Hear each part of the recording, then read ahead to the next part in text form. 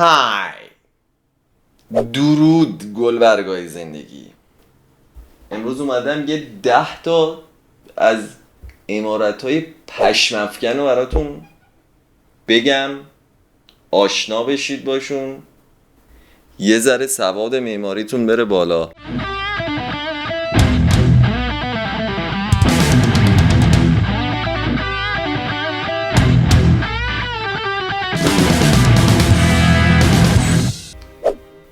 بنای اول معبد بوروبودور تو اندونزی قرن 9 ساخته شده توسط سلسله سالیندرا.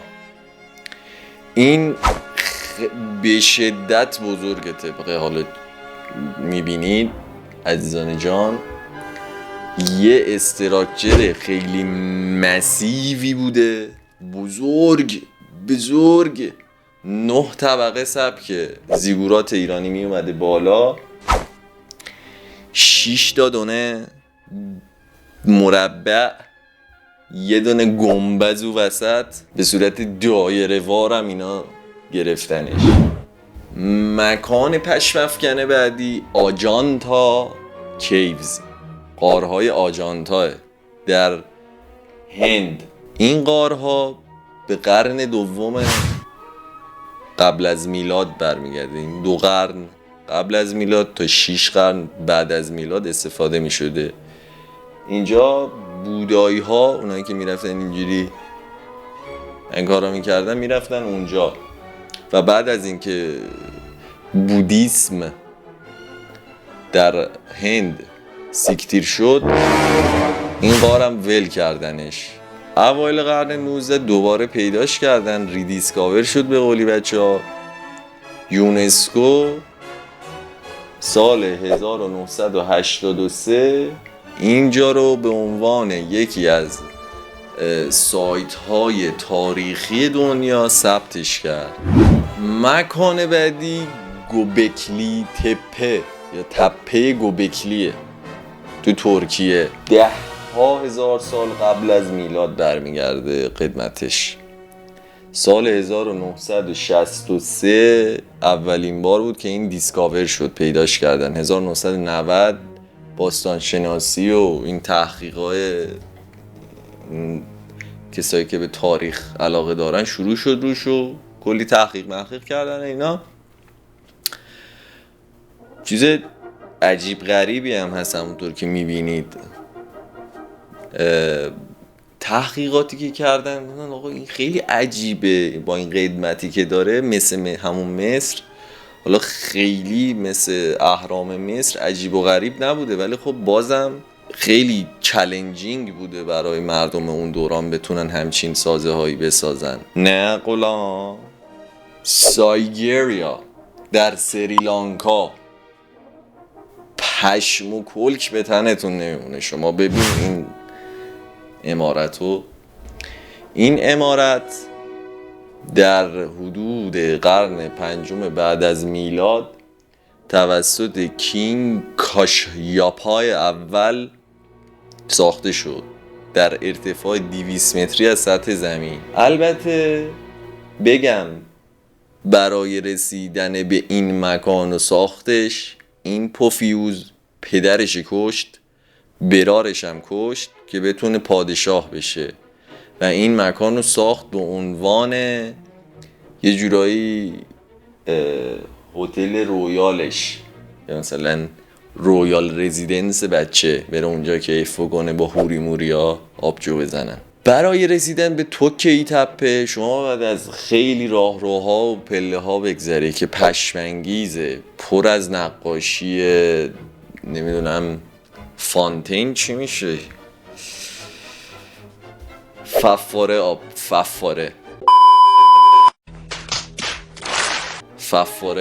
داره، نمیدونم ویوهای خیلی عجیب و غریبی داره. پشم و کلک به تن شما نمیذاره. واقعا الان یکی از خفن ترین امارت هاییه که میشه نام برد دنیا، ولی پشت پرده این زیبایی کشت و کشتار اون کینگ عزیز هست. شاید به زمین گرم خورده باشه. اصلا مگه میشه، مگه داریم اصلا بخوای تو عمارت‌های پشم‌افکن دنیا رو بگی پرسپولیس خودمون توش نباشه؟ مگه میشه؟ توف تو اون ویدیویی که از پرسپولیس راجع به این حرف نزنیم. 550 تا 330 قبل از میلاد تقریبا بازه زمانی بوده که از این مکان استفاده می شده. 518 قبل از میلاد هم ساخته شده توسط داریوش اول بیبی جان. حدوداً 150 سال طول کشیده اینو بسازه. الان هم که دارید میبینید دیگه مسیر سیلاب وا میکنن توش، بغلش میان ساخت و ساز میکنن. اون بیناموس مادر سگی که میاد ساخت و ساز میکنه، اون مادر خرابی که مجوز ساخت و ساز میده کنارش، اون بیناموس مسئول دولتی که این اجازه رو میده بسازن، اون لقمه‌ای که این کارا رو میکنه ایشالله به زمین گرم بخوری مادر سگ. پوفیوزا مرد یه چوسکی کشورها دیگه دارن چنان میکنن تو چش، پاره پوره میکنن مردم. و بعد شما یه همچین چیزی داری به این عظمت، بزرگترین امپراتوری دنیا بوده، شما اینجوری دارید میکنیدش، به گند کشیدید. یه مش گوساله نفهمم که میرن رو این یادگاری مینویسن. به اینجور افراد اینو باید چی بگی؟ آروم میگم بچه زیر 18 حتی زیر 21-22 سالم دارید بدید بره. به اینجور افراد باید گفت زن سر سفره عقد تو تیواناکو. انگار دارم یه سوالی میپرسم ازتون که مثلا تیوانا کجاه؟ Stop it.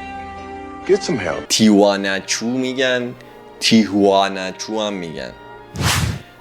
قسمت نزدیک بولیوی که جزو قدیمی ترین سایت های باستانشناسی تو آفریقای جنوبی هم حساب میشه. یعنی آفریقای جنوبی کشور تو آفریقا هم حساب میشه. آفریقا چرا بابا؟ بولیوی آمریکای هستن. به پاچیدیم تو هم. نان مادول در جزیره پوهنپی یکی دیگر از مانیومنت های مسیو دنیاست که یه مسترپیسی هم هست. کیف میکنید اینجوری دارم براتون میزنم؟ من خیلی با کلاسم. الان چوسی رفتم قلاب گرفتم برم رفتم بالا تیرکی انگلیسی زیاد. آره یکی از مسترپیس، حالا واقعا یادم نمیاد مسترپیس، شاهکار یادم اومد، یکی از شاهکارهای مهندسی قدیمیه. حالا به غیر از این که اون سنگای بازالت مشکی و 750,000 تن بازالت مشکی رو چجوری آوردن اونجا کنار هم قرار دادن به این زیبایی، به کنار مثل همون قضیه اهرام مصر که سنگاش تا 70 کیلومتریش نیست. بعدم انقدر خفن بود که دیگه یونسکو اومد گفت آقا این باید جزو سایت های جزو یونسکو باشه که کسی نیاد شده. چاوین دهواندار جزو آثار میراث جهانی یونسکو هم شده. این سایت به کی و کی ربط داره؟ حالا به قوم چاوین ربط داره که حدود 900 سال پیش از میلاد تا 200 سال پیش از میلاد زندگی می‌کردن. حدود 700 سال اینا زندگی کردن. قرن 20 این منطقه پیدا شد، گشتنش، کلی تحقیق کردنش. این صحبت‌ها توی آمریکای جنوبی نزدیک پرو عزیزان جانم. اهمیت اینجا چیه؟ شما در دید اول میبینی میگه اخ چه چیز مزخرفی، ولی پر از راهروهای زیرزمینی عجیب و غریب، سنگ تراش های خیلی خوشگل، اسکلاپچر به قولی بچه ها، و مسیرهای تو در تو و پیچیده ای که مثلا برای الان هم هنوز پیچیده است، چه برسه اون موقعی که اینو ساختن. برای همینم بود که سازمان جهانی یونسکو اومد به عنوان اثر تاریخی جهانی اینو ثبتش کرد. پارک تاریخی شوکوتای باز هم جزو سایت های جهانی یونسکو هستش. این پارک شوکوتای که مال سلسله شوکوتای بوده در تایلند. جزو اولین سلسله هایی که اونجا شکل گرفتن در قرن 13 میلادی. این سلسله قدرت اصلی منطقه جنوب شرق آسیا بوده و دلیل مهم بودن این پارک هم بزرگیشه، هم مجسمه های سنگی با جزئیات زیادی که داره، قصرهای بسیار لوکسی که توی اون پارک هست. دیگه براتون میگم نقاشی ها، معماری ها، این معابدی که ساخته شده برای نمیدونم تمرکز و عبادت و فلان و اینا، که واقعا به قولی بچه ها مسحور میکنه یا محصورت میکنه. مسحورت میکنه، مسحور کننده است. هر ساله هم این پشگل چیز میگیره، توریست میگیره. ما 10 تا از اینا داریم، یه دونه توریست تو کشورمون نمیاد. یه سایت دیگه هست دوباره تو پرو که بزرگترین کشف باستانشناسی قرن 20، آرامگاه سلطنتی سیپان که از سال 100 قبل از میلاد تا 800 بعد از میلاد اینا زندگی میکردن توسط یه بانوی نام بانو بوده یا آقا بوده نمیدونم، والتر، با آقای دیگه والتر آلوا کشف شد. نکته جالب این یکی اینه که پر از مال بود، طلا، نقره، نمیدونم تاج، انواع و اقسام چیزایی که شما برداری ببری کیفشو بکنی.